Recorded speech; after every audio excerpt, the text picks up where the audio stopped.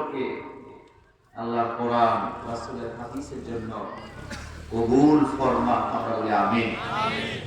আমরা এখানে কোরআন শুনতে এসেছি, হাদিস শুনতে এসেছি। আমাদের জীবনে গুরুত্বপূর্ণ দুটি লাইন হলো কোরআন এবং হাদিস। এই দুইটার বাইরে যাওয়ার কোনো সুযোগ নাই। আজকে আমি 4টা পয়েন্টের উপরে আলোচনা করব ইনশাআল্লাহ। লা ইলমা লানা ইল্লা মা আল্লামানা। আমাদের কাছে কোনো জ্ঞান নাই, জ্ঞান আমাদেরকে দেয় কে? আমরা কার কাছ থেকে জ্ঞান পাই? আল্লাহ পাকের কাছ থেকে জ্ঞান পাই। আমি আপনাদেরকে প্রশ্ন করি, আমাদের মাথার উপরে কি? আসমান। সামিয়ানা তো আছে, কিন্তু আমাদের মাথার উপরে কি আছে? আকাশ। আকাশ বলি আমরা, আকাশ। এই আকাশ, এটা কি বিজ্ঞানীরা বানাইছেন নাকি আল্লাহ বানাইছেন? পৃথিবীর কোন বিজ্ঞানকে আজ পর্যন্ত বলছে যে আমরা তো আধুনিক বিজ্ঞান, আমাদের আগে যারা পুরাতন বিজ্ঞানী ছিল, আমাদের বিজ্ঞানের বাপ দাদারা আমাদের জন্য আসমানটা বানাই দিয়ে গেছে, আর এখন আমরা মজা করে করে আকাশ নিয়ে গবেষণা করি? ব্যাপারটা কি এমন? কে সৃষ্টি করেছে? সুবহানাল্লাহ আসে না? তারকা বানাইছেন কে? আসতে বলেন কে? নাকি বিজ্ঞানীরা বানাইছেন? চাঁদ বানাইছে কে? চাঁদ আমাদেরকে রাতের বেলা আলো দেয়। বিজ্ঞানীরা এখন চাঁদে একটা রেস্টুরেন্ট বানাইতে চায়, যেখানে যাইয়া তারা চা খাইতে চায়। সেটা আমি জিজ্ঞেস করি, বিজ্ঞানীদের বাপ দাদারাই চাঁদ বানাইছেন না মহান রব বানিয়েছেন? আমি যদি আপনাদেরকে প্রশ্ন করি, বিশাল মাথার উপরে যে সূর্য দেখা যায়, এত বড় বিশাল সূর্যটা এত তাপমাত্রা দিয়া যিনি সৃষ্টি করেছেন তার নাম কি? তাহলে এক কথায় জবাব দেন, বিজ্ঞান বড় নাকি আল্লাহ বড়? বিজ্ঞানের জ্ঞান বড় নাকি আমার আল্লাহর জ্ঞান বড়? আমার বন্ধুগণ, একটা বিমানের ভিতরে 6টা ইঞ্জিন থাকে, 3টা থাকে, কমপক্ষে 2টা ইঞ্জিন থাকে। আপনাদের এলাকায় ট্রাক চলে, বাস চলে, এগুলোর ভিতরে ইঞ্জিন আছে না নাই? ইঞ্জিন দেখলে আমাদের মাথা ঘুরে যায়। এত সুন্দর ইঞ্জিন কিভাবে বানানো হলো? বিমানের ইঞ্জিন দেখলে আপনি আগাগোড়া খুঁজে পাবেন না। এত জ্ঞান দিয়ে তারা ইঞ্জিন বানায়া সেই ইঞ্জিনের সাহায্যে মহাকাশে বিজ্ঞান চলে যায়। এরপর আল্লাহ কোরআনে বললেন, এত জ্ঞান থেকে আশ্চর্য হওয়ার কিছু নাই, কারণ এর চাইতে কোটি কোটি মিলিয়ন ট্রিলিয়ন বেশি জ্ঞান আমার আল্লাহর কাছে আছে না? আমার বন্ধুগণ, আমার কথার মধ্যে কেউ রাজনীতি খুঁজবেন না। আমি কিন্তু রাজনৈতিক নেতা নই, রাজনীতি করার জন্য আসি নাই। কিন্তু একটা কথার জবাব দেন, আমরা যখন আল্লাহর কাছে হাত তুলি, আমরা তখন আল্লাহর কাছে বুদ্ধি চাই না, জ্ঞান চাই। কথার জবাবটা আমি খুশি হতে পারি নাই। আবার প্রশ্ন করি, আমরা যখনই আমাদের আল্লাহর কাছে হাত তুলি, আল্লাহকে বলি আল্লাহ বুদ্ধি দাও নাকি বলি জ্ঞান দাও? রব্বি জিদনি, বলেন সবাই, রব্বি জিদনি ইলমা। আয় আল্লাহ, আপনি আমাদেরকে কি দেন? আমার বন্ধুগণ, জ্ঞান লাগবে। জ্ঞান আর বুদ্ধি দুটার মধ্যে পার্থক্য আছে। জ্ঞান আসে আল্লাহর পক্ষ থেকে, বুদ্ধিটাও আল্লাহর পক্ষ থেকে আসেন। তবে বুদ্ধিটা নিজেরা চাইয়া চাইয়া আবিষ্কার করি, কিন্তু জ্ঞানটা পারফেক্টলি আল্লাহ দিয়ে দেন আল্লাহর পক্ষ থেকে। এই পৃথিবীতে যত ওহীর মাধ্যমে যা কিছু আছে, পুরাটাই হলো জ্ঞান। জোরেন সুবহানাল্লাহ। যার কারণে ওহীর জ্ঞানের ভিতরে জীবনে কোনোদিন বিজ্ঞান বলেন, ভূগোল বলেন, আর ইতিহাসবিদ বলেন না কেন, তারা কোনোদিন ভুল খুঁজে পায় না। আমার বন্ধুগণ, আশ্চর্য হয়ে যাবেন আপনারা। এই কোরআন এমন একটা কিতাব, আপনারা জবাব দেন, এই কোরআনটা কি আল্লাহ জিন্দা মানুষের কল্যাণের জন্য নাযিল করেছেন নাকি মরা মানুষের কল্যাণে নাযিল করছেন? আপনারা আমার কুমিল্লার মানুষ, আমি কলিজা দিয়ে আপনাদেরকে ভালোবাসি। আমি আরেকটু ভালোভাবে আমার যুবক ভাইদের কাছে জানতে চাই, এই কোরআন আল্লাহ জিন্দা মানুষের কল্যাণে নাযিল করছেন নাকি মরা মানুষের কল্যাণে নাযিল করেছেন? কিন্তু খারাপ লাগে আমার ভাইয়েরা, আমাদের বাংলাদেশে কোরআন জিন্দা মানুষের জন্য যত না ব্যবহার হয়, তার চেয়ে হাজার গুণ বেশি মরা মানুষের জন্য ব্যবহার হয় কি হয় না? এখানে অনেক বড় বড় আলেম আছেন যারা আমাকে পড়াতে পারবেন। আমি আপনাকে আহ্বান করলাম, আরবি গ্রামারে আমর 3 প্রকার। জোরে বলেন, আমার কয় প্রকার? এখানে একটা ব্যবহার করলাম। আমি ছোট হই, আপনি বড়র কাছে আবেদন করলাম, আপনি সূরাতুল ফাতিহার প্রথম আয়াত থেকে নিয়ে সূরাতুল নাসের শেষ আয়াত পর্যন্ত পুরো কোরআনটা আপনি তন্ন তন্ন করে যদি খুঁজেন, একটা আয়াত আপনি বের করতে পারবেন না যে আয়াতটা আল্লাহ মরা মানুষের উদ্দেশ্যে নাযিল করেছেন। কিন্তু পুরো কোরআনটা আল্লাহ জিন্দা মানুষের উদ্দেশ্যে নাযিল করেছেন, এতে কোনো সন্দেহ নাই। আল্লাহ বলেন, তাহা মা আনজালনা আলাইকাল কুরআনা লিতাশকা। আল্লাহ বলেন, ও দুনিয়ার মানুষেরা শুনে রাখো, এই কোরআনটা আমি নাযিল করেছি তোমাদের জন্য। বিশ্ব নবীকে আল্লাহ বললেন, তাহা মা আনজালনা আলাইকাল কুরআন, আমি আপনার উপরে কোরআনটা ক্লেশ পাওয়ার জন্য, কষ্ট পাওয়ার জন্য, দুঃখ ভরা জীবন কাটানোর জন্য নাযিল করি নাই, বরং কোরআন নাযিল করেছি এই কোরআন জিন্দা মানুষের ভাগ্যের পরিবর্তন করে দেয়। যখন সুবহানাল্লাহ। আমার বন্ধুগণ, ছোটবেলার কথা বলি, মক্তবে পড়তাম। আপনারা মক্তবে জানতো? বাচ্চারা যায় না সকালবেলা মক্তবে? মক্তবে পড়তাম। ছাত্র হিসাবে খুব খারাপ ছিলাম না, সারা জীবন রোল নাম্বার একই ছিল। মক্তবেও খুব সর্দারি মাথার বড়ি করতাম। হুজুর যেদিন থাকতো না সেদিন আমরাই পড়াইতাম। কিন্তু আমার ভাইয়েরা, মজার কথা বলি, ছাত্র জীবনে দেখতাম মক্তবে যখন পড়ি, গ্রামের কোন নারী মরুক আর পুরুষ মরুক, দৌড়াইয়া ওই লোকের আইসা হুজুরকে বলতো, হুজুর 30 জন ছাত্র দেন, অমুকের মা মরে গেছে, অমুকের বাপ মরে গেছে, দাফন কাফনের আগে অন্তত একটা খতম হয়ে যায়। আর আমরা কোরআনটা বুকে নিয়ে এইভাবে করে দৌড়াইয়া যাইতাম, মরা মানুষের চতুর্পাশে বসতাম, কোরআন তেলাওয়াত করতাম, কত মজা পাইতাম। মনে মনে ভাবতাম, আহারে মরা মানুষটার জন্য কি সুন্দর কোরআনের ব্যবস্থা। কিন্তু বড় হওয়ার পরে জানতে পারলাম, কোরআন আল্লাহ মরা মানুষের জন্য নাযিল করে নাই, বরং কোরআন নাযিল করেছেন জিন্দা মানুষের ভাগ্যের পরিবর্তনের জন্য। কালকে সকালে আবার আমার বিরুদ্ধে কিছু কইেন না, আমি কি বলতে চাই সেটা আগে বুঝেন। এবার আপনারা স্বীকার করেন, কোরআন কি জিন্দা মানুষের জন্য না মরা মানুষের জন্য? আল্লাহর নবীকে আল্লাহ বলেন, আলিফ লাম রা কিতাবুন আনজালনাহু ইলাইকা লিতুখরিজান নাসা মিনাজ যুলুমাতি ইলান নূর। হাবিব, এই কোরআনটা আমি আপনার উপরে নাযিল করে দিয়েছি। আপনার কাজ হলো এই কোরআন জিন্দা মানুষগুলোকে অন্ধকার আচ্ছন্ন জীবন যাপন থেকে আলোর দিশা দেখায় দেবে। আর আলোর দিশাটাই হলো মানব জীবনের জীবন বিধান, ঠিক কিনা? আমার বন্ধুগণ, এবার আপনারা বলেন, এই কোরআন এমন এক কিতাব, আল্লাহ কোরআনের ব্যাপারে বলছেন, তিবিয়ানান লিকুল্লি শাই। কোরআনে কি খুঁজে পাবা না? আমার বন্ধুগণ, আজকে আমি পড়াশোনা করলাম বিষয়টা নিয়ে। আল্লাহ রাব্বুল আলামিন এই কোরআনের ভিতরে বিজ্ঞানের ব্যাপারে একটা দুইটা নয়, 537টা আয়াত নাযিল করেছে। যখন সুবহানাল্লাহ, সুবহানাল্লাহ আসতে কর। কয়টা কয়টা? আল্লাহ বলেন, তিবিয়ানান লিকুল্লি শাই। এমন কি কথা যেটা আমি কোরআনে বলি না? খুঁজতে থাকো, খুঁজতে খুঁজতে তোমার হায়াত শেষ হয়ে যাবে।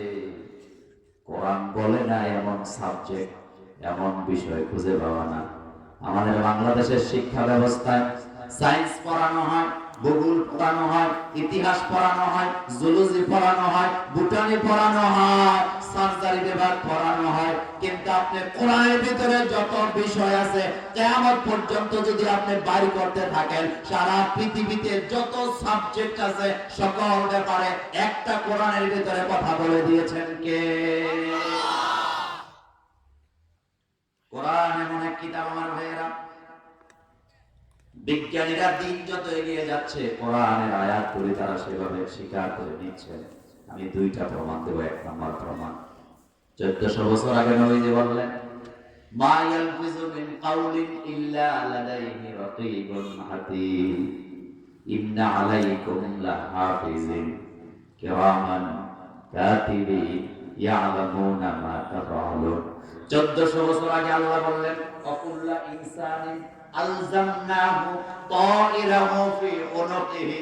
অর্থাৎ যেই যুগে ক্যামেরার কোনো আবিষ্কার নাই, লেন্সের আবিষ্কার নাই, এই ধরনের কোন প্রযুক্তি আবিষ্কার হয় না, সেই 1500 বছর আগে আল্লাহ কোরআনে বললেন, ও বান্দারা, তোমাদের জীবন পদ্ধতি, তোমাদের মুভমেন্ট, তোমাদের চলাফেরা, তোমাদের কথাবার্তা সবকিছু ক্যামেরা দিয়ে রেকর্ড করে রাখেন কে?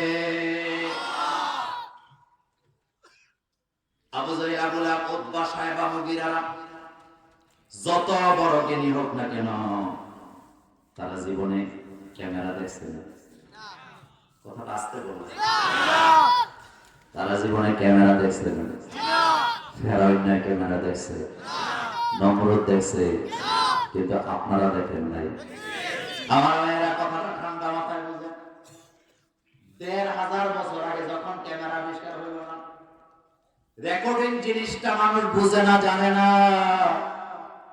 সেই 1500 বছর আগে আল্লাহ বলেন, কুল্লা ইনসান আলজামনাহু তাইরাহু ফি উনুকিহি। আল্লাহ বলেন, সব আমি রেকর্ড করে রেখে দেই, কিয়ামতের ময়দানে আমি বের করব। 1500 বছর আগে আল্লাহ বললেন, আমলনামা ডান হাতে দেওয়া হবে, বাম হাতে দেওয়া হবে, রেকর্ডিংটা তোমার হাতে ছেড়ে দেওয়া হবে। তখনকার সময়ের লোকেরা বলতো, এটা কি আশ্চর্য কথা, আম্মা ইয়াতাসাআলুন আনিন নাবাইল আযীম। মুহাম্মদ সাল্লাল্লাহু আলাইহি ওয়াসাল্লাম কি বলে পাগলামি কথা, আমাদের জীবন পদ্ধতি নাকি রেকর্ড হয়। কিন্তু আজকে 2021 সালে এসে আপনাদের কাছে জানতে চাই, কোরআনের আয়াত ক্যামেরা আবিষ্কার হওয়ার পরে কোরআনের আয়াতটা 100-এ বুঝা হইছে কি হয় না? কোরআনের জ্ঞান তো এমন জ্ঞান পুরাণ হবে না। আজকে কোরআন আমাদের সামনে, যেই আয়াত 2021 সালে আপনারা বুঝেন না, 2050 সাল যখন আসবে, কোরআনের আয়াত বুঝার মতো দুনিয়াতে আবিষ্কার সৃষ্টি করে দিবেন কে? আমার ভাইরা, বাংলাদেশে একজন বিদগ্ধ আলেম, নাম কাজী ইব্রাহিম। কি নাম? আরেকটু জোরে বলতে হবে। কাজী ইব্রাহিম সাহেব কিছু গবেষণা করে, মাঝে মধ্যে আমাদের কিছু খবর দেয়। এই খবরগুলি পাওয়ার পরে আমরা হাসাহাসি করি আর বলি, ওনার মাথা বোধহয় ঠিক নেই, এগুলো বলে কেন? কিন্তু আমি বলবো, ভাই, কোরআন তো এমন কিতাব, আমরা কিছু মোল্লা আছি, কেউ আছে তালাকের মাসালা নিয়া, কেউ আছে হালকা জিকিরের মাসালা নিয়া, কেউ আছে কোরআন খতম নিয়া, কিন্তু কোরআন শুধু হালকা জিকির তালাকের মাসালার জন্য নাযিল হয় না। এই কোরআন আল্লাহ নাযিল করেছেন মানুষগুলাকে মহাজ্ঞানী বানায় দেওয়ার জন্য, যার কারণে কোরআনে যে কোনো সাবজেক্ট আপনি বুঝতে চান, সব কথা কোরআনে আছে না? ও মোল্লারা, আমিও তো মোল্লা, আমারই আমি বলি, ও মোল্লারা, আর কত হালকা জিকির নিয়ে ধাক্কা দেখি করবা, ফতুয়াবাজি করবা? এই কোরআনের ভিতরে আল্লাহ 537টা আয়াত বিজ্ঞানের গবেষণার জন্য নাযিল করলেন। একটা আয়াত নিয়ে আমরা মোল্লারা আজ পর্যন্ত গবেষণা করতে পারি নাই। আমাদের চাইতে ব্যর্থ মোল্লা আল্লাহর জমিনে আর কিছু হতে পারে না। কোরআনের ব্যাপারে আল্লাহ বলছেন, ইয়াসিন ওয়াল কুরআনিল হাকীম ইন্নাকা লামিনাল মুরসালিন আলা সিরাতিন মুস্তাকিম।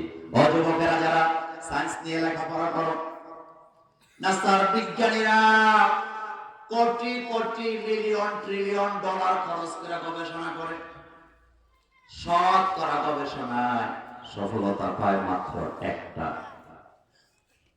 আপনি নাসার ওয়েবসাইটে ঢুকবেন, নাসার বিজ্ঞানীরা গবেষণার কাজে crore crore million trillion অক্টিলিয়ন dollar খরচ করে, কিন্তু সফলতা পায় কত পার্সেন্ট? মাত্র। কিন্তু গবেষণা বন্ধ করে নাকি চালায় যায়? এত আস্তে বললেন কেন? কিন্তু আপনাদের রব আপনাদেরকে হুকুম করেছেন, বান্দা গবেষণা চালায় যা। মোল্লাদেরকে নবীজি বলছে, ও আমার উম্মতেরা, গবেষণা চালায় যাও কোরআন হাদিস নিয়ে। আমরা জানতে চাইলাম আল্লাহর নবীর হাদিসের কাছে, ও আল্লাহ, গবেষণা করতে মন চায় আমরা মোল্লা, কিন্তু কোরআনের ভিতরে গবেষণা করতে যায় যদি আমি ভুল করি, তাহলে কি আপনি আমাকে গুনাহ দিবেন নাকি? আল্লাহ নবী বললেন, না, কোরআন হাদিস নিয়ে যদি গবেষণা করো আর গবেষণা করতে যায় যদি ভুল করো, তাতেও কোনো গুনাহ নাই, বরং উল্টা একটা সওয়াব আছে। না নাই? কথা কি আপনারা আমার বুঝেন? আমার ভাষা কি বুঝেন? যেমন আমি গবেষণা করতেছি, আল্লাহ বিজ্ঞানের ব্যাপারে কথা বললেন, আমি গবেষণা করে আমার গবেষণায় যা পাইলাম আমি ময়দানে বলে দিলাম। আমার গবেষণা যদি ভুল হয় আপনারা নিয়েন না, কিন্তু আমার আল্লাহ আমাকে মাহরুম করবে না। ভুল হওয়ার পরেও আমার আল্লাহ আমাকে নেক দিবেন কয়টা? আসতে বললেন কেন? কয়টা? মোল্লার কথা না আল্লাহর কথা? কিন্তু নবীজি বললেন, যদি গবেষণাটা শুদ্ধ হয় তাহলে কিন্তু একটা বাবা না, বরং দুইটা ডবল সওয়াব পাওয়ার সম্ভাবনা আছে। না আপনাদের এলাকায় কৃষি কাজ করে এমন লোক আছে না নাই? আরেকটু জোরে বলতে হবে।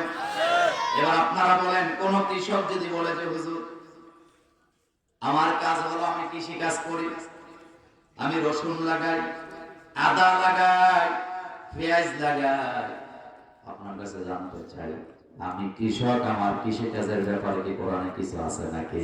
আমি জানতে চাই, আপনারা বলেন, আদা, সিহা, বাসালিহা, পেঁয়াজ, রসুন, ডাল, চিনির ব্যাপারে কোরআনে কথা আছে না? নাসার বিজ্ঞানীরা যদি বলেন আমরা মহাকাশ নিয়ে গবেষণা করি, আমরা জমিনে নাই। আপনাদের কাছে জানতে চাই, মহাকাশের ব্যাপারে কোরআনে কথা আছে নাকি?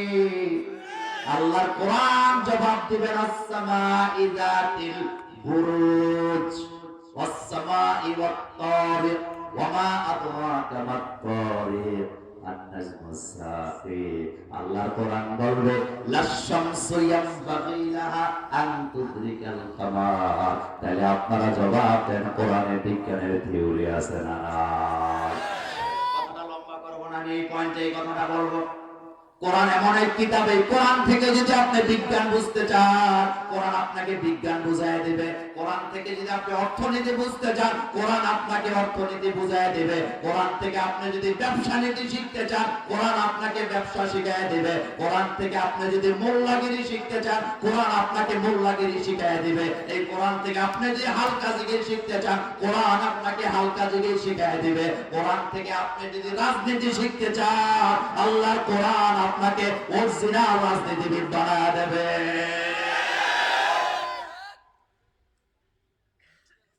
আমার ভাইরা, কোরআন এমন এক কিতাব, এজন্য আল্লাহ বললেন, তিবিয়ানা লিকুল্লি শাই'ওয়া। আসো বসো, কি সাবজেক্ট তুমি পাও না? কোরআনে ঢুকো, ওয়ালাকাদ ইয়াসসারনাল কোরআনা লিযিকরি ফাহাল মিন মুদ্দাকির। কোরআনের কাছে আসো, আমার কোরআন তোমাকে জ্ঞান দিয়ে দিবে। হুদাল্লিল মুত্তাকিন। অল্প বিদ্যা, আপনারা বলতে হবে, অল্প বিদ্যা। আমাদের বাংলাদেশে কিছু মৌলবি আছে, হুজুরদের বিরুদ্ধে কিন্তু আমি নই, কিছু গবেষণার বিরুদ্ধে। কিছু মৌলবি আছে, দিন করে দাঁড়ায় মুসলমানের কোরআন, মুসলমানের নবী, মুসলমানের আল্লাহ। আমি বলি, ও মোল্লা, তোমার কথা ভুল। কারণ নবী শুধু মুসলমানের নবী নয়, সারা পৃথিবীতে যত জাতি আর উপজাতি আছে, যত লোক আছে, সমস্ত মানুষের জন্য আমার নবীকে নবী করে পাঠিয়েছেন কে? ও মোল্লা, তুমি যে বলতেছো মুসলমানের কোরআন, এক জায়গায় দেখাতে পারবা না কোরআন আল্লাহ মুসলমানের জন্য নাযিল করেছেন, কিন্তু আমি দেখাতে পারবো সারা দুনিয়ার মানুষের কল্যাণের জন্য কোরআনটা নাযিল করেছেন কে? এক কথায় হিন্দু, বৌদ্ধ, খ্রিস্টান, ইহুদি, নাসারা, সে ঈমান আনুক চাই না আনুক, কোরআনের আয়াত যদি বাস্তবায়ন করে, দুনিয়া তার সফলতা অর্জন হয়ে যাবে। মহিলারা পর্দা করবে, এটা কোরআনে আছে না? জানতে চাই, মুসলমানের মেয়েরা পর্দা করলেই নিরাপত্তা পাইব, কিন্তু হিন্দুর মেয়েরা পর্দা করলে নিরাপত্তা পাবে না। কথা আসতে বলেন কে? ভারতের একজন নায়িকা নাম কারিশমা কাপুর। কি নাম? মুখস্থ করার দরকার নেই আমার এই নাম। আমি বলতেছি আমার আলোচনা স্বার্থে। সেটা টুইট বার্তা লেখছে, আমি আগে বোরকা পড়তাম না, আমি তো হিন্দু মানুষ। আমি যখন মার্কেটে যাইতাম, এদিক সেদিক যাইতাম, আমার নিরাপত্তা নিয়ে আমি চিন্তায় থাকতাম। কিন্তু যখন দেখলাম মুসলমানের মেয়েরা সবচেয়ে বেশি নিরাপদ, সেদিন থেকে আমি বোরকা পরা শুরু করলাম। যেদিন থেকে বোরকা পরি আমার কোনো বডিগার্ডও লাগে না, সবচেয়ে বেশি নিরাপদে আমি আছি। কথা বুঝে আসে নাই? কথা বুঝে আসে না? আপনাদের এলাকায় একটা হিন্দু ভদ্রলোকের একটা মেয়ে টকবকে সুন্দর, রাস্তায় বাইরে হয়ে বতাকে পোলা পায়রা বিল্লা বার্তা দেয়, এমন যুবক তো আপনাদের এলাকায় নাই।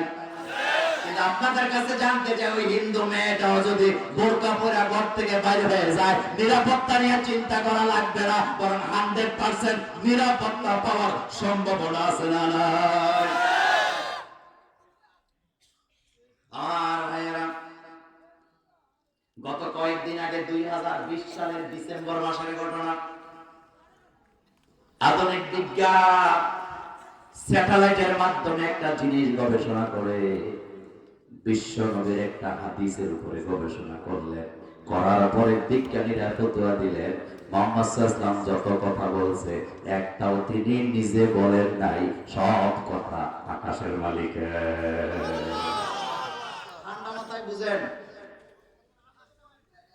নবীজির ব্যাপারে একজন কবি বলেছেন, মুহাম্মদ হারগিজ না গুফতা তা না গুফতা জিবরাইল, মুহাম্মদ হারগিজ না গুফতা তা না গুফতা জিবরাইল, জিবরাইল হারগিজ না গুফতা তা না গুফতা রব্বুল জলিল।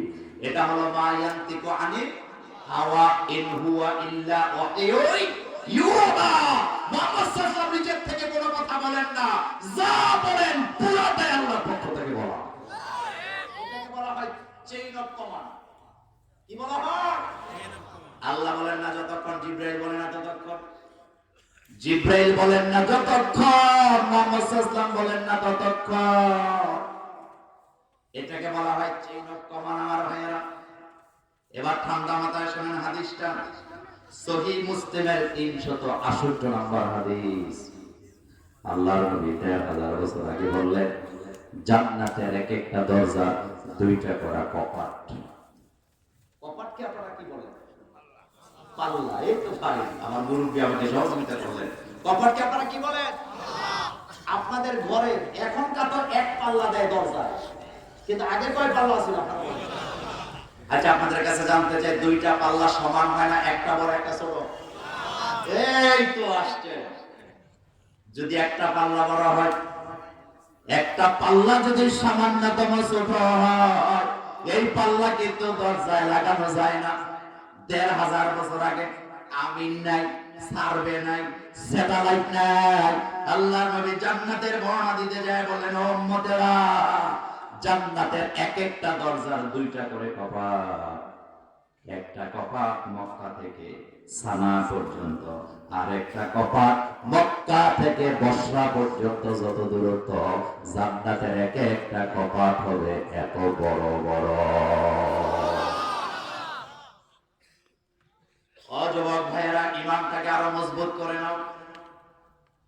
1500 বছর আগে কোনো সার্ভে ছিল না, কোনো আমিন নাই। আমিন বুঝুন তো কি করে?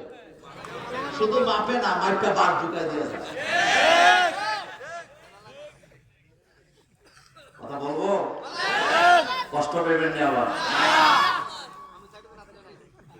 আমার ভাইয়েরা, আজকে আমি আনছেন, উনি বলবে আমার চাইতে শ্রেষ্ঠ আমিন কেউ নাই, সব জায়গার ভেজাল আমি শেষ করি। মাপটা আজকে আপনি টাকা দিয়ে আনছেন, আরেকজনের জায়গায় ঢুকেছে 7 হাত। এই বেড়াকে আমি মানি না, আমি আবার না।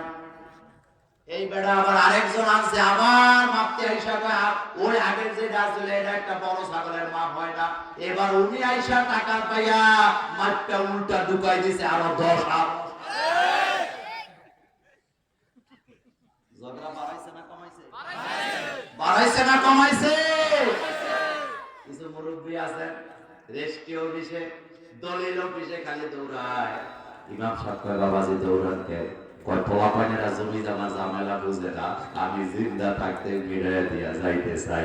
ও ভাইরা ওই ওয়াজ আজকে করবো না, কিন্তু আমি আজকে বলে দিয়া যাই, আপনি শুধু নন, আপনার পরে আপনার পোলা, আপনার নাতি, 14 গোষ্ঠীও যদি চেষ্টা করে আল্লাহর জমিনের ভেজাল মেটাতে পারবে না। কারণ এই জমিন বানাইছেন যিনি, সীমানাও নির্ধারণ করেছেন তিনি।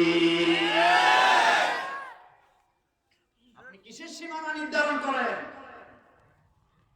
আর এটা নিয়ে ঠেলাঠেলি আছে না নাই? একটা মানুষ মাটি দিতে কয়টা টাকা লাগে?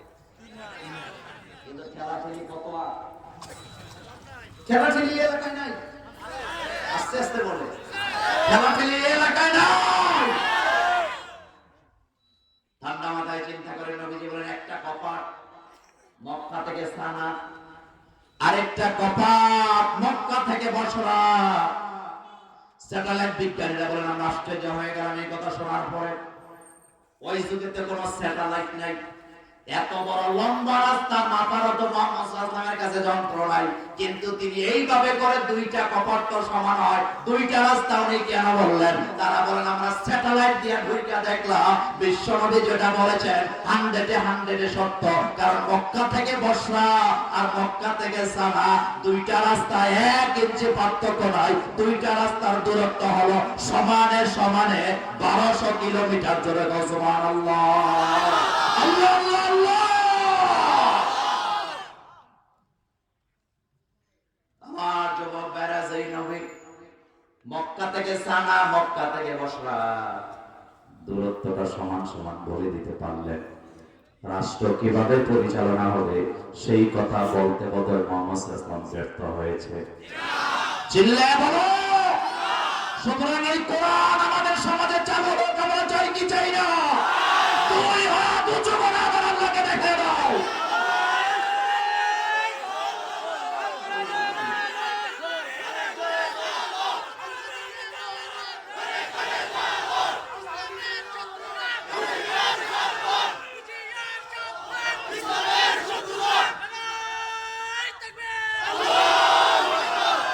আমার যুবক ভাইদের কাছে জানতে চাই, কোরআন কি মরা মানুষের জন্য আসছে না জিন্দা মানুষের জন্য আসছে? এবার মুরব্বী বাবাদের কাছে জানতে চাই, কোরআন জিন্দা মানুষের জন্য আসছে না মরা মানুষের জন্য আসছে?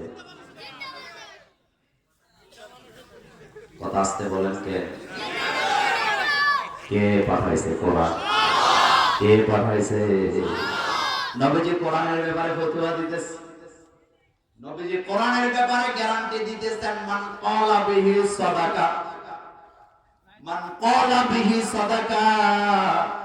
যারা কোরআন দিয়ে কথা বলে তারাই তোমাদের সামনে সত্য কথা বলে। তাইলে কোরআন পেছনে ফেলায়া যারা ময়দানে কথা বলে তারা মাঝে মধ্যে কিছু মিছা কথা বলে, কি বলে না?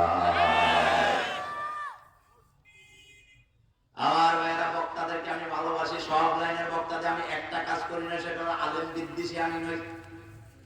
কিন্তু আমি আশ্চর্য হই, 2014 সালের ঘটনা, আমি মুরাদনগরে গেলাম মাহফিল করার জন্য। মাহফিল করলাম, গাড়িতে উঠলাম, জানালা দিয়ে এক মুরব্বী মোল্লা নাজিমের নাম শুনে আইছিলাম। আপনি তো মোল্লা নাজিম, কি ওয়াজ করলেন, একটা কিচ্ছাও তো করবেন না।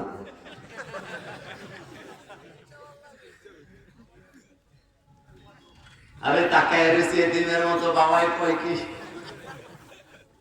ডাইরেক্ট কয় কি ওয়াজ করলেন, একটা কিচ্ছাও তো কইলেন না। 14 থেকে নিয়ে 2021 সালে এবার আমার মুরাদনগর গেলাম। ওই লোকটা আমি যাওয়ার সাথে সাথে দরজায় ধাক্কাইতেছে, পোলাপানে কয় ঢুকা যাবে না। কয় না, আমার সাথে আমার কথা আছে। আমি তো আর জানি না, আমার তো মনে নাই। দরজা খুলছে, মুরব্বী এসে আমাকে জড়ায় ধরছে, জড়ায় ধরে কয়, আমি ওই লোক, যেই লোক গাড়ির জানালা দিয়ে বলছিলাম কি ওয়াজ করলেন, একটা কিচ্ছাও কইলেন না। আমি এখন আর কিচ্ছা শুনি না, এখন আমি ওই বক্তাদের কথা শুনি যারা কথায় কথায় কোরআন দিয়ে কথা বলে।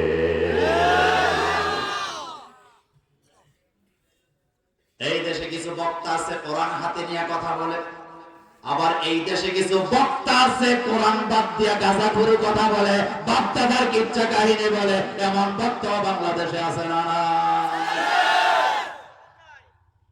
নবীজি বলতেছেন মান ফালা বিহি সাদাকা, কোরআন দিয়ে যারা কথা বলে তারাই সত্য কথা বলে। তাহলে আপনাদের কাছে জানতে চাই কাদের কথা শুনবো?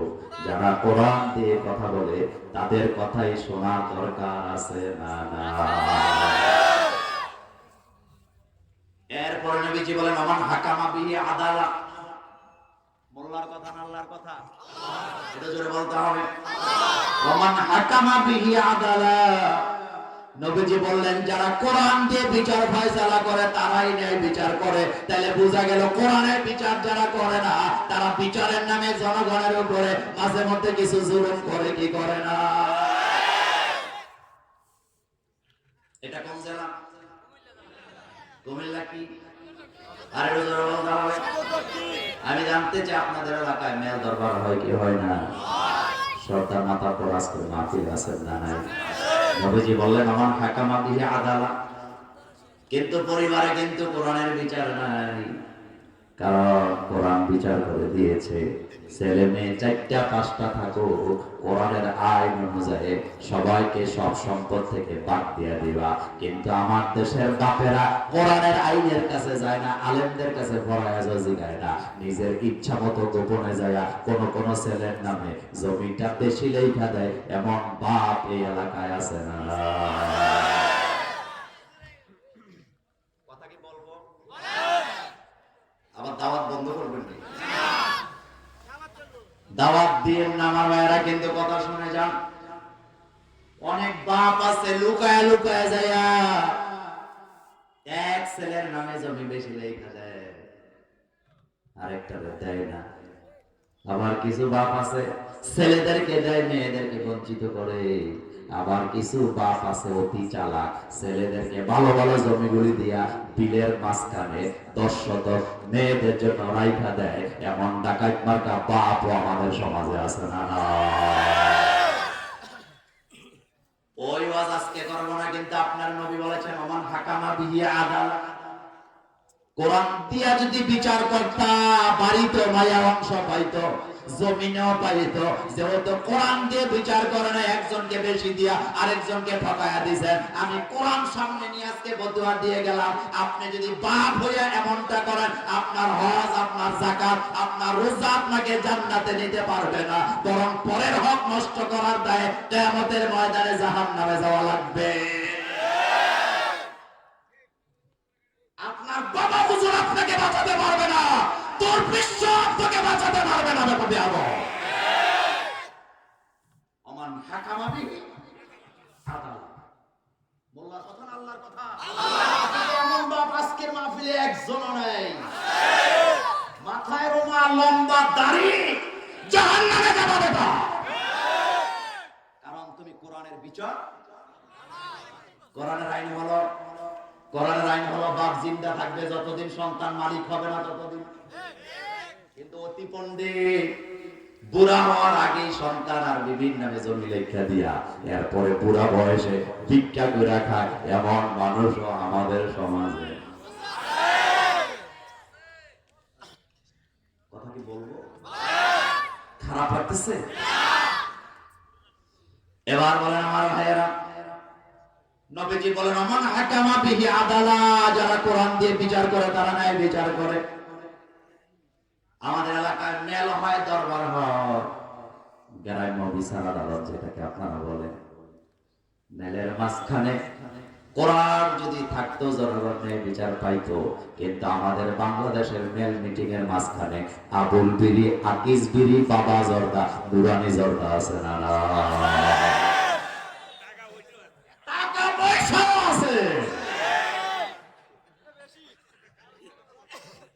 আর ভাইয়ের একজন আমারে কইল মাঝে মাঝে গান যাওয়া থাকে, মাইন্ড করেন না। আমাদের পার্শ্ববর্তী দেশের নাম কি? মায়ানমার। চিন্তা করে মায়ানমার আছে, এটাও ঠিক এক কোনায়। ভারত সরকার বাংলাদেশের চতুর্পাশে কাঁটাতারের বেড়া দিছে। আমি মোল্লা নাজিম ভারত সরকারকে সেলুট দেই, এটা ভালোই করছে, খারাপ করে নাই। কিন্তু বাঙালিরা বলে অতি দূরদর্শী, টকশুতে বুদ্ধিজীবীরা গলা ফাড়ায় আমরা বাঙালিরা বুদ্ধিমান, এই করছি তো সেই করছি, আমি কই কি করছেন। বর্ডারে যায় ওই দিন শুনলাম বাংলাদেশের যুবক যুবতীরা এত পাওয়ারফুল, এত বুদ্ধিমান, আমরা বাংলাদেশের লোকেরা এত বুদ্ধিমান, কাটা তারের উপর দিয়া আমরা ডিল মারি টাকা, আর ইন্ডিয়ার লোকেরা ডিল মারে গাঁজা।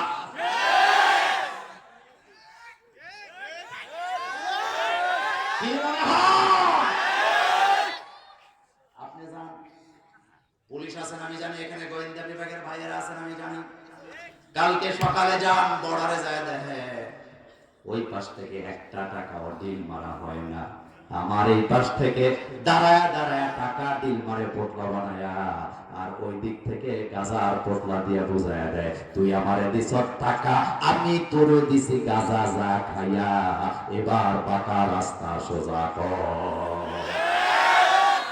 কি বুদ্ধি, বুদ্ধিজীবীরা সবচেয়ে বেশি বিকাবঙ্গ। বুদ্ধি বেচ্চা খাস টেলিভিশনের পর্দায় কয়দিন জনতার কল্যাণে কথা বলেছ? জনতার কল্যাণে কোরআন ছাড়া কেউ কথা বলতে পারে নাই। গরিবের বন্ধু কোরআন, গরিবের বন্ধুকে এই কোরআনে যদি আপনি তন্ন তন্ন করে খুঁজেন, হতদরিদ্র মানুষের বিরুদ্ধে একটা আয়াত খুঁজে পাবেন না। এত আসতে বলেন কে? একটা আয়াত খুঁজে পাবেন না। কিন্তু যারা পুঁজিবাদী, যারা মানুষের সম্পদ চুরি করে ডাকাতি করে খায়, তাদের বিরুদ্ধে দর্জনে দর্জনে আয়াত কোরআনে আছে না নাই? নবীজি বলছেন মান হাকামা বিহি আদালত। কিছু কিছু সর্দার তো এমন আছে নিজের ছেলের বিচার করতে পারে না, বিবির বিচার করতে পারে না, ঘর সামলাতে পারে না, কিন্তু সকাল থেকে বিকাল পর্যন্ত ঘুম নাই, মানুষের বিচার আচারের নামে সারাদিন ঘুরে বেড়ায়, নিজের ঘরের বিচার করতে পারে না। এটা বোঝা যায়, প্রমাণ হয় আসলে। আপনি যদি অরিজিনাল বিচারক হন, আগে তো ঘর সামলাইবেন, কথা ঠিক কি না? কিন্তু যেহেতু আপনি ঘরের বিচার করতে পারেন না, সারাদিন বাইরের বিচার নিয়ে আসেন, তাহলে এখানে রং চা খাওয়ার দান্দাবাজি আছে না নাই? নবীজি আল্লাহ পাক জানায় দিলেন ইয়া আইয়ুহাল্লাযীনা আমানু ও আনফুসাকুম ওয়া আহলিকুম নার। এটা কি মোল্লার কথা না আল্লাহর কথা? আর জোরে বলে কোন সূরার আয়াত? সূরাতুত তাহরীম। কোন সূরা? সূরা তাহরীম। নবীজিকে আল্লাহ আমাদের মাধ্যমে জানায় দিলেন, আমাদেরকে জানাবার জন্য আল্লাহ নবীজিকে বলে দিলেন ইয়া আইয়ুহাল্লাযীনা আমানু, যারা ঈমান এনেছো, ও আনফুসাকুম, নিজের আগে জাহান্নাম থেকে বাঁচাও, ওয়া আহলিকুম নারা, এরপরে তোমার ঘরের সবাইকে জাহান্নাম থেকে বাঁচাও। নারা শব্দ আল্লাহ বললেন, শুধু জাহান্নাম বলেন নাই, আল্লাহ বলেন নিজের আগুন থেকে বাঁচাও, পরিবার পরিজনকে বাঁচাও, তারপরে সমাজের লোকদেরকে বাঁচাও। তাহলে এক নম্বরে চাচা আপনা যান, একটু জোরে বলেন না, চাচা। আমার ভাইরা, এটা কেন বলা হলো? তার কারণ কিয়ামতের ময়দানে মানুষগুলা নিজের নিয়ে ব্যস্ত থাকবে না, অন্যকে নিয়ে থাকবে। আর একটু জোরে বলতে হবে আমার ভাইয়েরা, নিজেকে নিয়ে ব্যস্ত থাকবে। আমার যুবক ভাইয়েরা শুনে রাখো, কত ব্যস্ত থাকবা? আল্লাহ বলেন মা বাপ ভাই বোন কেউ তোমার উপকার করতে পারবে না।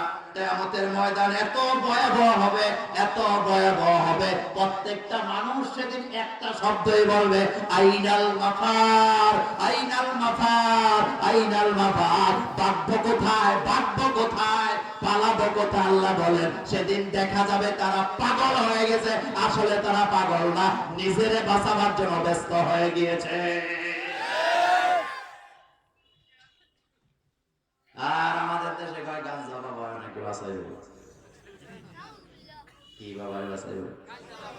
পারবে তো, পারবে তো? আমার ভাই মুসের তেল দিয়ে লাভ নাই। এটাকে মুরব্বীদের ভাষায় বলা হয় চাচা। আর জোরে বলতে হবে চাচা আল্লাহ পাক বলেন আইনাল মাফার, আইনাল মাফার, সেদিন লোকেরা বলবে ভাগবো কোথায়, পালাবো কোথায়, পালাবো কোথায়। আল্লাহ বলেন তাদের দেখলে মনে হবে যেন তারা পাগল হয়ে গেছে। আসলে তারা পাগল না, তারা পাগল না, বরং আল্লাহর আযাবের ভয়েতে তারা চিৎকার দিতে থাকবে। পাগল একটা লোক একটা নেকের জন্য জান্নাতে যেতে পারতেছে না। কয়টা? জোরে বলতে হবে, কয়টা? ও কলেজার যুবক ভাইয়েরা শুনে যাও, একটা মাত্র নেকের জন্য জান্নাতে যেতে পারে না। বলা হবে যাও হাসরের ময়দানে, দুনিয়াতে তো তোমার বন্ধু বান্ধবের অভাব ছিল না, যাও খুঁজো। ও উম্মিহি ও আবি ও সাহিবাতিহি ও বানি, এটা মোল্লার কথা না আল্লাহর কথা। বলা হবে যা, এত মানুষ দুনিয়াতে, তোর বন্ধু ছিল, বান্ধব ছিল, এত আত্মীয় স্বজন ছিল, যা একটা নাকি তো দেখ পাস কিনা। আল্লাহ তো কোরআনে বলছেন বান্দারে, ওয়া উম্মিহি ওয়া আবিহি ওয়া সাহিবাতিহি ওয়া বানি, তোর মা, তোর বাপ, তোর মেয়ে, তোর ছেলে তোকে দেখে পালায়া যাবে। একটা নেকের জন্য বাপের কাছে যায় বলবে আব্বা আমারে চিনছেন নি, আমি তো ওমর, আপনার 2 নাম্বার ছেলেটা, আমি আপনার কাছে আসছি, আমি একটা নেকের জন্য আটকায় গেছি, আপনি দয়া করে আমারে একটা নেক দেন। বাপ দৌড়ায়া ভেগে যাবে, কথা ঠিক কিনা?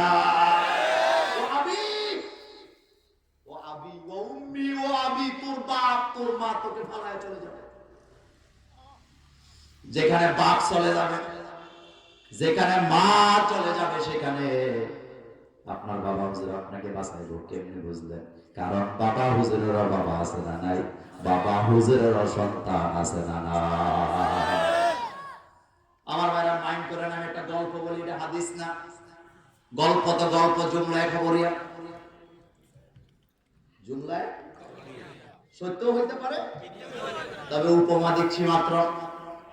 আপনি আপনার আমার কথাই বলি, আমি আমার 2টা ছেলে, একটা মেয়ে, একটা বিবি, আমি সহ কয়জন? আমি সহ কয়জন? আমি, আমার বউ, আমার 2 ছেলে, আমার 1 মেয়ে, কয়জন হয়েছে? আমার ভাইয়েরা, আমি বরিশাল যাব, লঞ্চে উঠলাম। পদ্মা নদীর মাঝখানে যাওয়ার পর আকাশ থেকে তুফান আইসা লঞ্চটা ডুবে যাইতেছে। আমার ছেলে মেয়ে আছে, আমার বিবি আছে, আমার কিছু মাল সামান আছে। লঞ্চটা ধীরে ধীরে ডুবতেছে। এই অবস্থায় আমি কিন্তু লঞ্চ থেকে নাম দেব না, বরং চেষ্টা করব আমার বিবিকে নিয়ে, আমার বাচ্চাগুলাকে নিয়ে, আমার মাল সামান লইয়া ছাদের উপরে যায় কোন রকমে বাঁচা যায় কিনা। ছাদের উপরে গেলাম, যাওয়ার পর আস্তে আস্তে লঞ্চটা পানির নিচে ডুবে গেল। ডুবার পরে আমি দেখতে পেলাম মাল বাঁচাইলে আমার বিবিরে, ছেলে মেয়েরে বাঁচানো যাবে না। আপনাদের কাছে জানতে চাই, লঞ্চটা ডুবে যাওয়া অবস্থায় আমি কি আমার মালের কথা চিন্তা করব না, আমার ছেলে মেয়ে আর বিবির কথা চিন্তা করব? যুবক, কথাটা কেন বলি, এটা ব্রেনে রেখে দিবা, কলিজায় রেখে দিবা। যখন আমি দেখবো লঞ্চ ডুবে যায়, মালটা আমি ছেড়ে দেবো, মনে মনে ভাবলো আমার মাল দরকার নাই, আমার সবচেয়ে ইম্পর্টেন্ট আমার বিবি, আমার 2 ছেলে, আমার মেয়ে, মালটা ছেড়ে দিল। মালটা পানিতে ভেসে চলে গেছে। যাওয়ার পর আমার কাছে এখন আছে কয়জন? জোরে বলতে হবে। আমি 2 হাত দিয়া আমার 1 বিবি, আমার 2 ছেলে, 1 মেয়েকে আমি এক হাতে 2 জন, আর এক হাতে 2 জন নিয়ে বাঁচার জন্য চেষ্টা করতেছি, আর চিন্তা করতেছি অন্তত আমি যেন আমার পরিবারের লোকদেরকে বাঁচাতে পারি। কিন্তু চেষ্টা করতে করতে একটা সময় যখন আমি হাঁপায় যাব, তখন কিন্তু আমি জীবনের অঙ্ক করা শুরু করব যে 4 জন লোক আমি একা বাঁচাতে পারবো না, যে কোনো একজনকে ছেড়ে দেওয়ার দরকার। মানুষ আছে আমার হাতে কয়জন? আমি তখন অঙ্ক করবো, যুবক আমার জীবনে 4টা মানুষ, 4 জন তো আমি বাঁচাইতে পারবো না। যে কোনো একজন আমার ছাড়তে হবে। অঙ্ক করে মিলায় আমি প্রথমে আমার স্ত্রীর হাতটাই ছেড়ে দেব, কারণ মনে মনে ভাববো স্ত্রী চলে যাক, বাচ্চাগুলা যদি থাকে আমার বংশ রক্ষা হবে। এই চিন্তায় আমি আমার বিবিকে ছেড়ে দেওয়ার সম্ভাবনা আছে না? আমার ভাইয়েরা, আমি আমার বিবিকে ছেড়ে দিলাম। এখন আছে কয়জন? 3 জন। কয়জন? 2টা ছেলে, একটা মেয়ে। বিবিটা ছেড়ে দিলাম, বিবি চলে গেল। 3টা মানুষ নিয়ে আমি একা সাঁতরাতে পারতেছি না। এবার আমি নতুন করে আবার অঙ্ক করা শুরু করে দেব। 3টা বাচ্চার মধ্যে কোনটা আমার বাঁচাবার দরকার, এই চিন্তা করে আমি 2টা ছেলে আছে, একটা ছেলে, যেই ছেলেটা ব্রিলিয়ান্ট, যেই ছেলেটা কর্মঠ, যেই ছেলেটা আমার সুনাম রক্ষা করতে পারবে, ওই ছেলেটাকে রাইখা দুর্বল তুলনামূলক ভাবে যে সন্তান, সেই সন্তানটা ছেড়ে দেওয়ার সম্ভাবনা আছে না? কে চায় তার বংশ রক্ষা না হোক? হযরতে জাকারিয়া আলাইহিস সালাম বললেন, রব্বি রব্বি লা তাজারনি ফারদা। তিনি বলেন, আল্লাহ একটা সন্তান দাও যাতে করে আমার বংশটা রক্ষা হয়। বলেন বলেন, একজন নবী বলতেছেন, রব্বি লা তাজারনি ফারদা, আয় আল্লাহ একা ছেড়ে দিও না, অন্তত বংশটা রক্ষা করো। আমার হাতে এখন সন্তান কয়টা ভাই? জোরে বলতে হবে। এক হাতে একটা ছেলে, আরেক হাতে একটা মেয়ে। ও যুবক, কার আশায় বসে আছো? নিজের আমলটাকে ঠিক করো। নাফসি নাফসি, নিজের চিন্তা করো। এখন 2 হাতে 2টা বাচ্চা আমি সাঁতরাইতেছি। কিছুক্ষণ সাঁতরাবার পরে আমি আরো যখন ক্লান্ত হলাম, আমি আবার নতুন করে আবার অঙ্ক শুরু করে দিলাম। 2টা বাচ্চা বাঁচাতে পারবো না, একটা বাঁচাতে পারবো। এবার চিন্তা করব আমার জীবনে সবচেয়ে বেশি গুরুত্ব কোনটা বহন করে। এই চিন্তা করে মেয়েটার হাতটা এই চিন্তায় ছেড়ে দিব যে ছেলেটা থাকলে অন্তত বংশটা বাঁচবে। মেয়ে দিয়ে কি করবো এই চিন্তা করে কলিজার হৃদয় নিগ্রানো ভালোবাসার মেয়েটাকে হাতটা ছেড়ে দেওয়ার সম্ভাবনা আছে না? কেন? কোথায় আছি আমি? কথা আসতে বলেন কে? কোথায় আছি আমরা? এখন আমার হাতে কয়জন? আমার বাবারা, একবার চিন্তা করেন, কোরআন হাদিস সারা রাত শোনা লাগে না? একটা মাত্র সন্তান নিয়ে আমি সাঁতরাচ্ছি সমুদ্রের ভিতরে, কিন্তু এক একটা ঢেউ এসে আমার মাথার উপরে চলে যায়। হাজার চেষ্টা করতেছি বাচ্চাটাকে বাঁচাবার জন্য, এমন একটা সময় আসবে আমি ক্লান্ত হয়ে যাব। এখন আর ছেলেকে বাঁচাইলে আমি বাঁচবো না, আমি বাঁচতে চাইলে ছেলেকে বাঁচানো যাবে না। এই চিন্তা যখন মাথায় ঢুকবে, একে একে সব ছেড়ে দেওয়ার পরেও এখন নিজের বাঁচাবার জন্য প্রয়োজনে ছেলেটাকে পায়ের নিচে দিয়া সেখানে দাঁড়ায়া নিজেকে বাঁচার চেষ্টা করব কি করব না? কিয়ামতের ময়দান এত ভয়াবহ। মা আল্লাহ বলে, ওমা হুম বিসুকারা, ওমা হুম বিসুকারা। কিয়ামতের ময়দানে দেখবা পাগলামি করে মানুষগুলা, আসলে তারা পাগল না, কার আযাবের ভয়ে তারা চিল্লায়। কার আযাব? তোমার নেতা তোমাকে বাঁচাতে পারবে না, টেলিফোন চলবে না। মানজাল্লাযী ইয়াশফাউ ইনদাহু ইল্লা বিইজনি। আল্লাহ পাক বলেন, আযিনা লাহু রহমান। অযুব কেমন নেতার পিছে কেন দৌড়ায়? যায় নেতা তোমাকে গাজার টাকা দেয় না?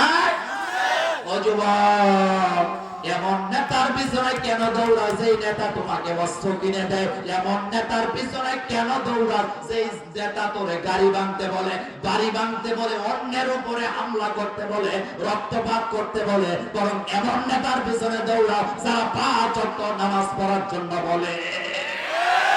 রাজি আছি না ভাই? দুই হাত উঁচু করে আল্লাহকে দেখা দাও।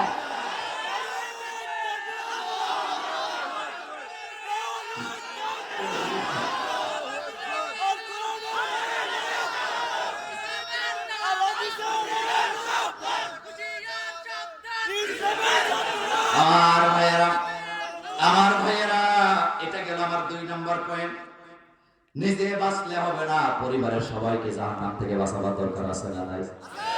এবার বলেন, আমরা আমাদের বাচ্চাগুলোকে ভালোবাসি কি বাসি না? আসতে বললেন কে? বাচ্চাগুলোকে ভালোবাসে কি বাসি না? আমি যারা বাপ আছেন তাদেরকে একটা প্রশ্ন করি, বাচ্চাদের সবচেয়ে প্রিয় আমাদের কাছে কয়টা কাজ বলতে পারবেন? একজনও পারেন না, আমি বলে দিই। আমরা যারা বাপ, আমরা যারা মা, আমাদের বাচ্চাদের দুইটা জিনিস আমাদের কাছে সবচেয়ে প্রিয়। একটা হলো খাওয়া, আর একটা হলো ঘুম। কারণ বাচ্চাটা খাইতে খাইতে পেটটা জাম্বুর মতো বানায়, এরপর বাপ মা কয় আমার জাদু কিছু খায় না। কথা আসতে বলেন, কথা ঠিক বলি নাই?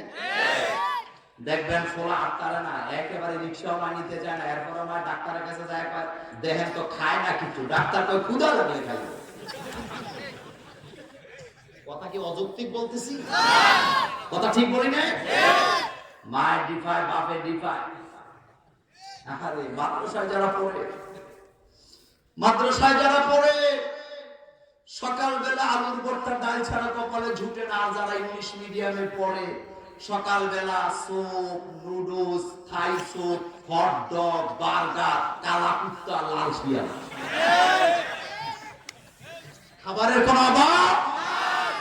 এরপরে ফার্স্ট ডিভিশনে ফেল, রাস্তায় রাস্তায় গাঁজা খায়।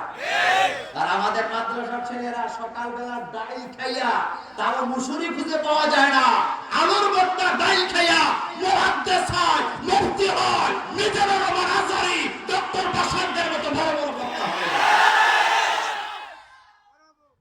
আমাদের দেশে কিছু কুবুদ্ধিজীবী, কি বুদ্ধিজীবী? কুবুদ্ধিজীবীরা কয় মাদ্রাসায় কানা, কুইরা, ল্যাংরা, আকুরা, ভুতারা লেখাপড়া। বেয়াদব কোথাকার। মাদ্রাসার ছেলেদের দুনিয়া কথা বলো। মাদ্রাসার ছেলেদের ব্রেন আল্লাহ এত ফাস্ট বানিয়েছেন, শুধুমাত্র ডাল আর আলুর ভর্তা খাইয়া 30 পারা কোরআন 6 মাসের মধ্যে মুখস্থ করে ফেলে। বুদ্ধিজীবীরা বাসা পারে 2টা, তাতে যদি তারা বুদ্ধিজীবী হয়, তাহলে আমাদের হুজুররা বাসা পারে 5টা, তারা তো বুদ্ধিজীবীদের বাপদাদা হয়ে গেছে। ভাষা কয়টা পারে? বুদ্ধিজীবীরা কয়টা? উল্টা বুঝছেন না, আমি শুধু হৃদয়ের কথা বলছি।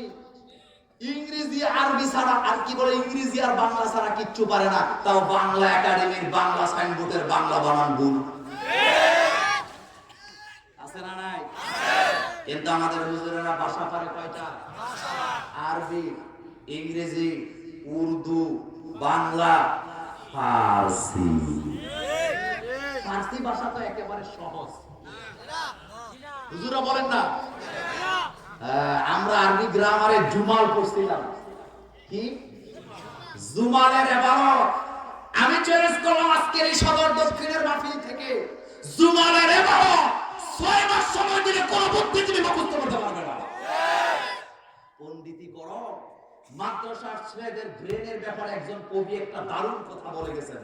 কবি বলেছেন, সরফিয়ারা মগজি ভাষা চুসেগা, সরফিয়ারা মগজি ভাষা চুসেগা, নাহুয়ারা মগজি ভাষা চুসাহা। কবি বলেছেন, সরফ এমন এক ইলমের নাম, এটা যদি পড়তে হয় কুকুরের মগজের মতো মগজ হতে হবে। কারণ কুকুর যেমন সারাদিন গেউ গেউ করে মাথা গরম হয় না, মাদ্রাসার ছেলেরা পালা পালা পালু জরবা ইয়াজরিবু জরবান কাউয়া জরিবুন পড়তে পড়তে লাখবার কোটিবার পড়বে, মাথা গরম হয়ে যাবে না। এরপরে কবি বললেন, নাহুয়ারা মগজি ভাষা চুসাহা। কবি বলেছেন, নাহু এমন এক ইলমের নাম, এটা যদি পড়তে হয় আজে বাজে মগজ দিয়ে হবে না, মগজটা হইতে হবে বাদশাহী মগজের মতো। সুবহানাল্লাহ আসে না? সুবহানাল্লাহ আসে না? আল্লাহু আকবার। কোন সাহসে কথা বলো? কারণ আমরা দিন রাত 24 ঘন্টা আকাশের দিকে হাত তুলে বলি, রব্বি জিদনি ইলমা। বলো, রব্বি জিদনি ইলমা। সুতরাং সবচেয়ে ব্রিলিয়ান্ট ছেলেরা মাদ্রাসা পড়ছে। কোরআন এত মহাজ্ঞানী আমার ভাইরা, ওই জায়গায় গেলাম না, কথা শুনেন। ছেলে মেয়েদের দুইটা জিনিস আমাদের প্রিয়। কয়টা? এক নম্বরে খাবার। ছোট ছোট বাচ্চাদের খাবার নিয়া যৌথ ফ্যামিলিতে ঝগড়া কইরা ভিন্ন হয়ে যায় এমন পরিবার আপনাদের এলাকায় নাই? বউ হুসেন একটা ভিন্ন হয়ে যাও, তোমার অমুকের লেগে হোমকের লেগে খাওয়াইতে পারি না, এখন ভিন্ন হও, ঠিকটা ঠিকটা খাওয়াবে। কথা কি ঠিক না বেঁচে? আরেকটা জিনিস প্রিয়, সেটা হলো গম। আমি কিন্তু আল্লাহর কোরআনের আয়াতের ব্যাখ্যা করতেছি। আল্লাহ বলছেন কো আনফুসাকুম ওয়া আহলিকুম নারা। যারা মুরব্বি আছেন, দাড়ি সাদা হয়ে গেছে আমার সভাপতিদের মতো, আমার ভাইয়েরা মুরব্বিদের মতো যাদের দাড়ি এখানে সাদা আছে, আপনার কিন্তু মৃত্যুর ভয়। ফজরের নামাজ আপনি জামাত ছাড়েন না, ভালো কথা। ফজরের আজান হয়, আপনি 3 বার 4 বার ঘুম থেকে জাগেন। ছোটবেলার কথা বলি, রাতে বেলা মাঝে মধ্যে ঘুম ভাঙতো, ভাঙার পরে দেখতাম আব্বা সোজা, জিজ্ঞেস করতাম আব্বা ঘুমান নাই কেন? কয় ঘুমাইছি, একটু আগে উঠছি। বললাম ঘুম এত পাতলা হয় কেমনে? আব্বা হাসি দিয়া বলতেন এখন বুঝবা না, বয়স হইলে টের পাইবা। মুরব্বীদের ঘুম কিন্তু ক্ষণিকে ক্ষণিকে ভেঙে যায়। ফজরের আজান হলো, মুরব্বী বাবা ওযু কইরা জাহান্নাম থেকে বাঁচার জন্য অন্ধকারের ভিতরে, ঘরের ভিতরে লাইটও জ্বালায় না, কারণ ঘরে অন্যান্য সদস্যদের ঘুম ভেঙে যাবে। এরকম মুরব্বী আপনাদের এলাকায় নাই? আছে। কথা বুঝেন, আল্লাহ বলছেন আনফুসাকুম ওয়া আহলিকুম নারা।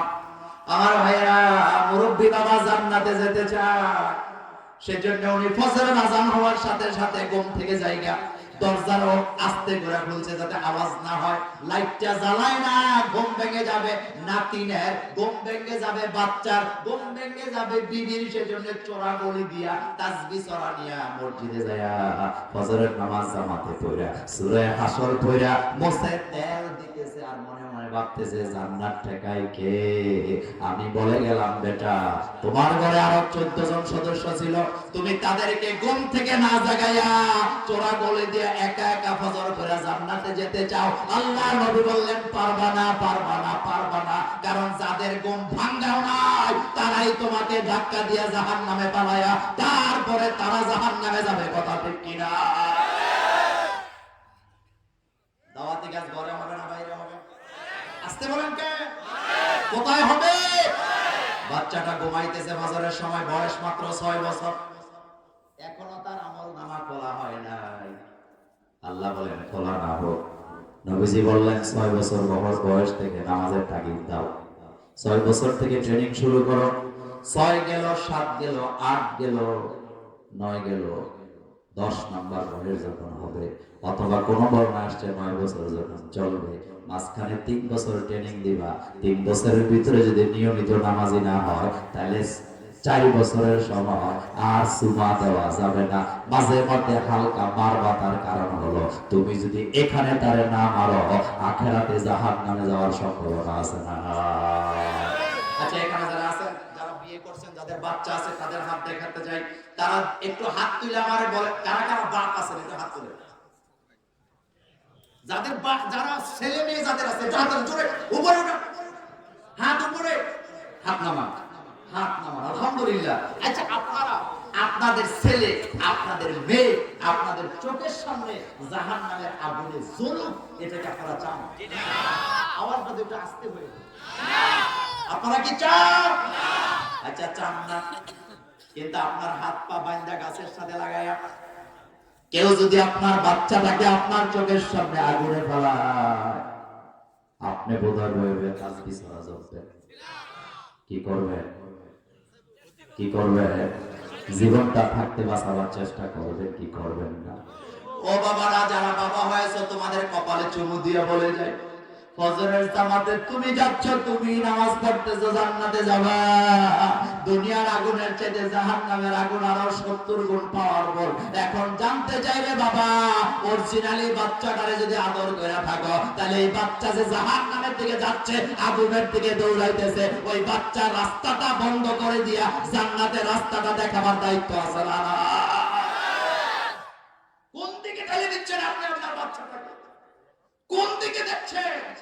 অনেক বাপ তো আছে ছেলেটা সন্ত্রাসী করে, গর্ভবতীরা দোকানে যায় কয় ওমকে আমার ফুট চিনুস নি বেড়া, বলে কি বলে না?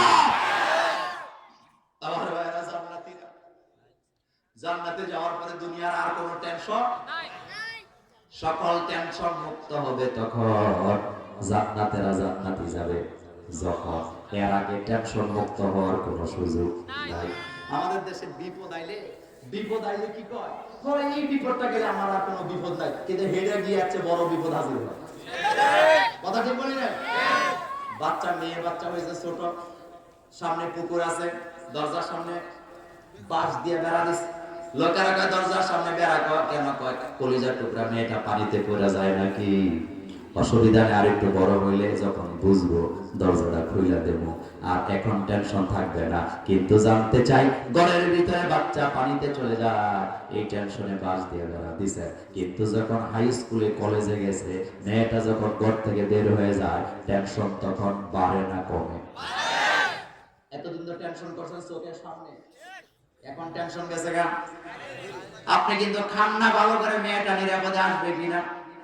এবার ইমাম সাহেব আমার হুজুরে দেখা হুজুর দোয়া করেন মেয়েটা বড় হয়েছে, ভালো একটা ছেলের কাছে যদি বিয়া দিতে পারি আমার আর কোনো টেনশন নাই। কিন্তু আপনাদের কাছে জানতে চাই, মেয়ে যারা লালন পালন করে বিয়া দিয়েছেন, বিয়ার আগে টেনশন বেশি না, বিয়ার পরে আরো বেশি?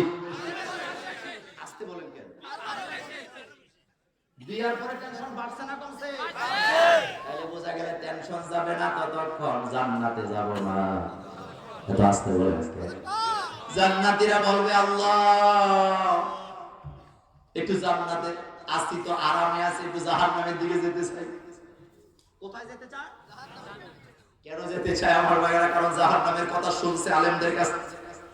জাহান্নামের আযাবের কথা আল্লাহ কোরআনেও বলেন নাই, নবীজি হাদিসেও বলেন নাই, তবে হ্যাঁ বলেছেন হাজার ভাগের এক ভাগও বলে নাই। কারণ কোরআনে আল্লাহ বলেন ইন্না জাহান্নামা কানাত মিরসাদা। এটা মোল্লার কথা না আল্লাহর কথা?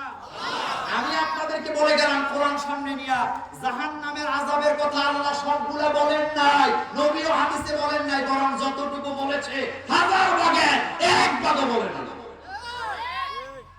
তাহলে কি বললেন আল্লাহ? বলেন ইন্না জাহান্নামা কানাত মিরসাদা। মিরসাদান শব্দের অর্থ হলো গোপন ফাঁক, যেই খবর আল্লাহ কারোরে দেয় নাই রে জগৎ। কত আযাব যে দিব শুধু আগুনের কথাটাই বলছে, কিন্তু আযাব শুধু আগুনের না, এর চাইতে হাজার হাজার গুণ বেশি আযাব জাহান্নামে আছে না?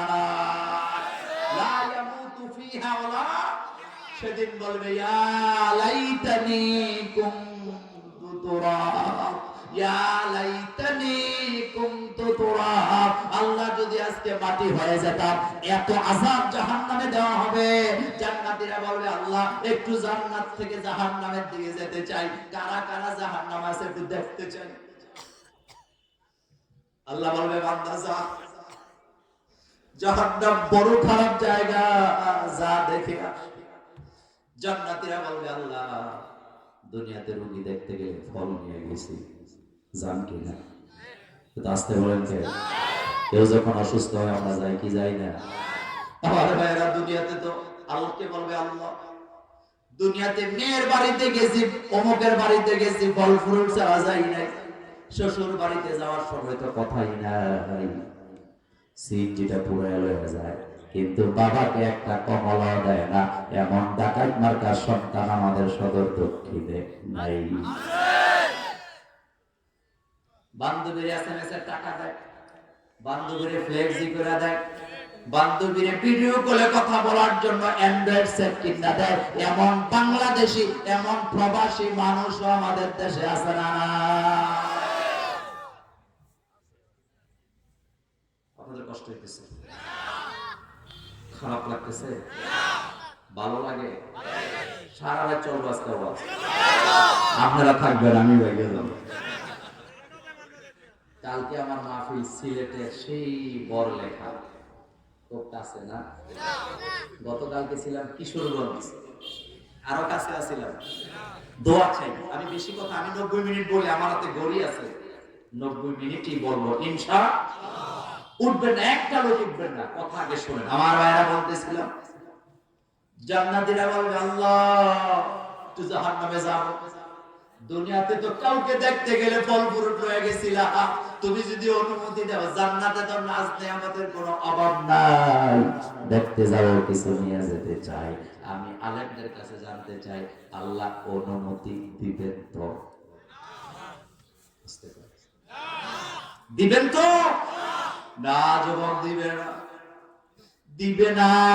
বরং আল্লাহ উল্টা ধমকি দিয়া বলবে খবরদার, আমার জান্নাতের নিয়ামত আমি চোর বাটপারের জন্য রাখি নাই, আমার জান্নাতের নিয়ামত জিনাকারের জন্য রাখি নাই, টেন্ডারবাজদের জন্য রাখি নাই, আমার জান্নাতের নিয়ামত আমি কোরআনের আন্দোলনের কর্মীদের জন্য রেখেছি। আমার জান্নাতের নিয়ামত তাদের তাহাজ্জুদ পড়েছে যারা, আমার জান্নাতের নিয়ামত তাদের কোরআনের জন্য রক্ত দিয়েছে যারা। এই কোরআনের জন্য রক্ত দিতে রাজি আছে যারা, দুই হাত উঁচু করে আমার আল্লাহকে দেখে দাও।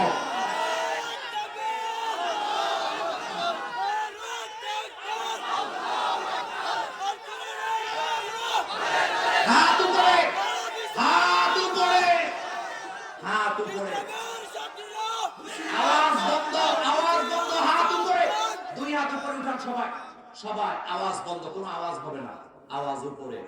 আমার ভাইয়েরা, আমরা জান্নাতে যেতে চাই তো? এই মাহফিলটা প্রতি বছর হোক, আপনারা কি চান? আরো বড় আকারে আরো বড় বড় বক্তারা আসুক, আমরা চাই কি চাই না? যদি চান আপনাদের কাছে একটা রুমাল যাবে, আমি আলোচনাটা শেষ করি না, এটা পরে বলবো।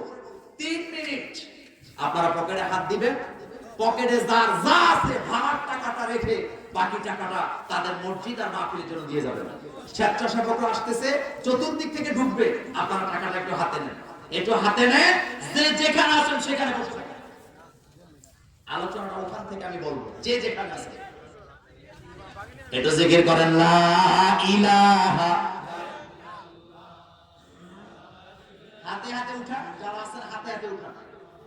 যারা আমার স্বেচ্ছাসেবক ভাই যারা আছো, দ্রুত আপনাদের টাকাটা হাতে রাখবেন ভাই, হাতে রাখবেন। একটু জিকির করেন লা ইলাহা।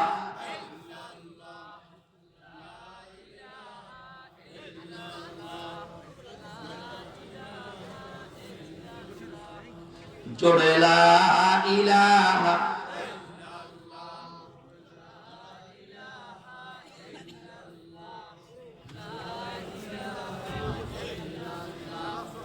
লা ইলাহা ইল্লাল্লাহ, লা ইলাহা।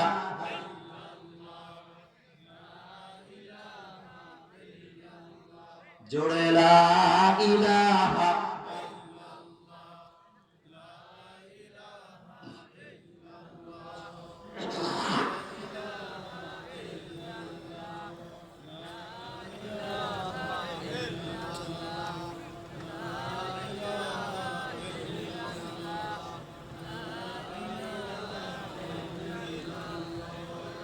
লা ইলাহা।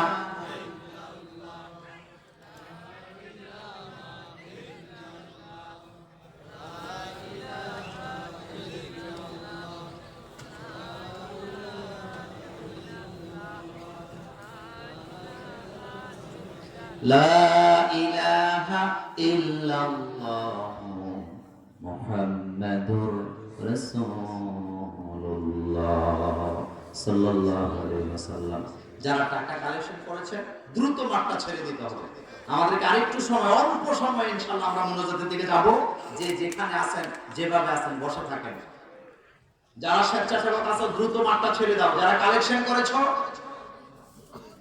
একজন অসুস্থ, দোয়া চেয়ে 500 টাকা দিয়েছেন, আপনাদের কাছে রাখুন, আল্লাহ কবুল করুক, আমরা বলি আমিন। যে যেখানে আছেন বসে থাকেন, স্বেচ্ছাসেবক বাইরে বেরিয়ে যাও। আমার ভাইয়েরা এবার খেয়াল করেন, মনোযোগ দেন, খেয়াল করেন। জান্নাতীরা বলবে আল্লাহ জাহান্নাম থেকে জাহান্নামের দিকে আমরা যাব, সেখানে আমাদের আত্মীয় স্বজন আছে, কেউ বলবে আমার বাবা আছে, কেউ বলবে আমাদের মা আছে, কেউ বলবে আমাদের সন্তানেরা আছে, দেখতে যাব, কেউ বলবে বন্ধুরা আছে। আমার ভাইয়েরা কেউ বোধহয় বলবে বান্ধবীও আছে, এমন বলবে তো, এমন বলার সুযোগ আছে তো? ওই ওয়াজ আসতে পারবো না। আশ্চর্য হই, প্রেম করছে বিয়ার আগে, লুচ্চামিও সুযোগ পাইলে কম করছে না। বাপ মা অন্য জায়গায় বিয়ে করায় দিছে, এরপরও হেতে আগের প্রেমিকারে এসএমএস করে। এরকম নাই তো? এরপরে আবার হেঁটে নিয়ে কয় আমারও বিয়ে হয়ে গেছে, তোমারও হয়ে গেছে, তুমি আমার এসএমএস করো কেন, তোমার তো বউ আছে। কয় আরে বাপ মা বিয়ে করেছে, আল্লাহ এটা লোকে ঘর সংসার করি, মনটা তো তোমার কাছে গেছে, জান্নাতে তোমারে চাই। তা আমি বলি বেড়া তোর মতো লুচ্চার জন্য আল্লাহ জান্নাত বানাইছে। আসতে বললা কেন? আসতে বলো কে? ও যুবক, আল্লাহ জিনা করবা না এই কথা বলে না, আল্লাহ বলছে জিনার কাছেও যাবে না। লা তাকরাবুজ জিনা, লা তাকরাবুজ জিনা। জিনা করা তো দূরের কথা, জিনার কাছেও যাওয়া যাবে না। জিনা যদি ছাড়তে হয় আগে মোবাইলটা ঠিক করা লাগবে। রাজি নাই? রাজি নাই? আজকের মাহফিলে যারা আছো, আজকের মাহফিলে যারা আছো, মোবাইলটাকে ফরম্যাট দিয়া মোবাইলের ভিতরে বিশ্রী ফাহেসা যত গান বাদ্য আছে সব সিনেমার মতো বিদায় দেব। রাজি আছি না নাই? এই যে তুমি যদি আমার মোবাইলটা চাও আমি তোমাকে দিতে পারবো। এখানে যত লোক আছেন কেউ যদি আমার মোবাইল চায় আমি বুকে হাত দিয়ে বললাম দিতে পারবো। কারণ কেন পারবো না, এই মোবাইলে বেফাস কিছু তো দূরের কথা, আমার বিবির ছবিও খুঁজে পাওয়া যাবে না। আপনি নেন, আপনি দেখেন আমার বিবির ছবি আছে নাকি? বিবির ছবি রাখা তো নিষেধ নয়। আমার মোবাইল পাসওয়ার্ড দেওয়া, আমার বিবির মোবাইল থাকলে সমস্যা কোথায়? কিন্তু না, আমি সেটা রাখি না। কেন রাখি না? তার কারণ হতে পারে মোবাইলটা চুরি হয়ে যেতে পারে, হতে পারে আমার মোবাইলটা মিস হয়ে যেতে পারে, তখন আমার বিবির ছবিটা অন্যের হাতে চলে যাওয়ার সম্ভাবনা আছে না নাই? এই যে কথাটা তোমার জন্য বলে গেলাম। আমি যদি আমার বিবির ছবিও মোবাইলে না রাখি যে আমার বিবির ছবিটা অন্যের কাছে চলে যেতে পারে, তাহলে তুমি যুবক তোমার মোবাইলের ভিতরে কেন পয়সা জিনিস থাকবে, এগুলো সব ডিলিট করে দেওয়ার দরকার আছে না? এই যুবক মোবাইল চালাইতেছ, খুঁজতেছ তোমাকে ওয়াজ কোন জায়গায় পাওয়া যায়, ইউটিউবে দুইটা ধাক্কাধাক্কি করতেছ, হঠাৎ দেখলা চোখের সামনে একটা বিশ্রী ছবি আসছে, আমি মোল্লা নাজিম বলে দিয়ে গেলাম আল্লাহ বলছে ইত্তাকিল্লাহ, আল্লাহকে ভয় করো। তুমি যদি এই বিশ্রী ছবিটা দেখার পরে ধাক্কা দিয়া সরায় দিতে পারো, বোঝা যাবে তোমার হৃদয়ে আল্লাহর ভয় আছে। কিন্তু তুমি যদি অতি উৎসাহ হইয়া এই ভিডিওর ভিতরে ঢোকার জন্য টাচ করো, তাহলে জিনার জগতে তুমি হারায় যাওয়ার সম্ভাবনা আছে না? একদিনে জিনা করে না, জিনার দিকে সে আস্তে আস্তে দাপিত হয়। এজন্য আল্লাহ বলছে লা তাকরাবুজ জিনা, জিনার কাছেও যাওয়া যাবে। সামনে আসতেছে 14 ফেব্রুয়ারি, এখন থেকে প্রস্তুতি নিতেছে, টাকা জমাইতেছে, বালটুপির একটা ফুলের মালা আর একটা মোবাইল দেওয়া হবে, আর ইতিমের মতো বলবে জুতা দিয়ে ফিরানোর দরকার করে বেয়াদব কোথাকার। 14 ফেব্রুয়ারি আসুক, 14 ফেব্রুয়ারি আসুক, 14 ফেব্রুয়ারি শুধু একদিনের জন্য আমাদের ভালোবাসা নয়, আমরা যারা মুমিন আমাদের প্রত্যেকটা সেকেন্ডে সেকেন্ডে ভালোবাসা দিয়ে ভর্তি করছে কে? আল্লাহ। আজকে মাহফিল থেকে বাড়িতে যাওয়ার সময় যদি পকেটে টাকা থাকে, রাস্তার মনে মনে কমলা আছে না নাই? আসতে কয় আছে না নাই?